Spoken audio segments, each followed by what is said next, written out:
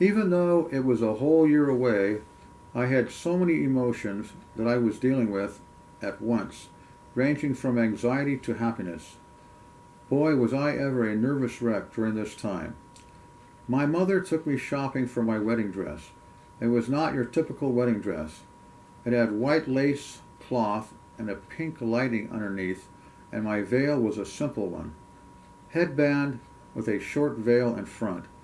I must say that I was very overcome with so many emotions ranging from, am I really buying my wedding dress, to, am I really getting married, or is this a dream? All in all, I would say that I felt like my dream had finally come true and I was marrying a man who loved me for me. I would also say that I felt good because my mother finally was treating me as an adult and not a little girl. The big day had arrived. April 27th, 1985. I was getting married, which was frightening to me because I was no longer going to be single and be able to go and do what I wanted, when I wanted. Also, I was going to spend the rest of my life with this person.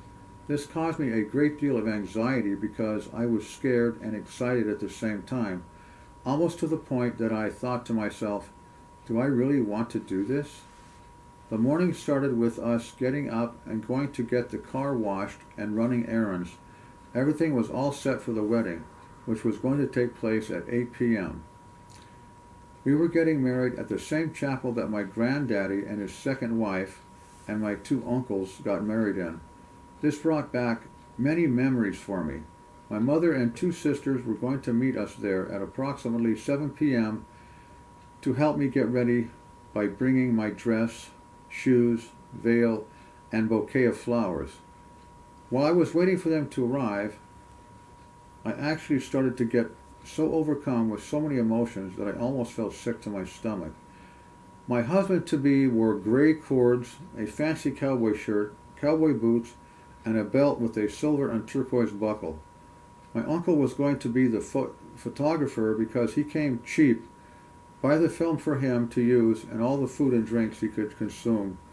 The chapel was decorated with simple flowers on the first few rows of pews. The justice of the peace was a woman and was very understanding that we were nervous about the ceremony, especially during the rehearsal.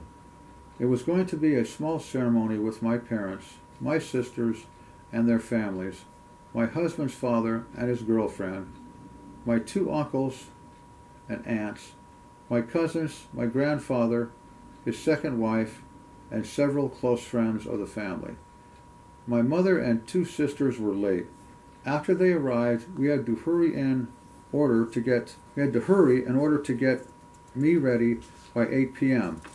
My uncle started taking pictures of me from the time my mother started curling my hair to my sister putting my makeup on. During the wedding rehearsal and wedding ceremony, as well as after the wedding ceremony and at the reception. The reception was held at my parents' house. It was very simple because we all had the fixins to make sandwiches, various cold cuts, bread, mustard, mayonnaise, and there were chips and dips, vegetable platter and dip along with beer, whiskey, champagne, and soda. By the time we got back to my parents' house, I was so happy and excited because I was now married and no longer a little girl. I almost couldn't eat because I was so overcome with excitement. After getting something to eat and drink, it was time to open the presents. We got a microwave from my family and received several microwave cookbooks from friends of the family, a set of dishes from my sister, and several of my relatives and my husband's father and his girlfriend gave us money, which was nice because we could use it for our honeymoon. Even during the reception, I was thinking, am I really married? To, did I really want to do this? Later, I realized that it was the best decision that I had ever made in my life because it proved to my parents and to myself that I was now married and no longer a little girl.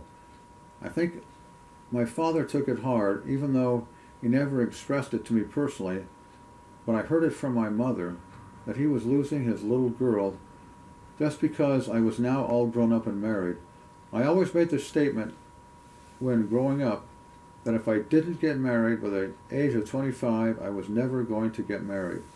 I was married by the age of 24, barely beating the deadline I gave myself.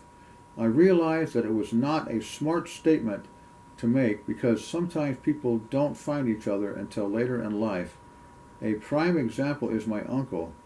He lived at home with my grandparents until the age of 33 before he got married. Getting married is a big decision to make because there is a great deal of emotion that goes along with it. I should know because I experienced anxiety, doubt, fear, grief, happiness, all at once. It was very overwhelming, to say the least. If you find the right person who shares the same interests as you, such as movies, books, music, the same thoughts about different issues, and many other things, I must say that after 30 years of marriage, I am very happy that I did take the plunge. And even after 30 years of marriage, my husband and I still share the same interests, which is great. Once she finished her story, she thanked me for listening, wished me a good day, and said she needed to get back to work.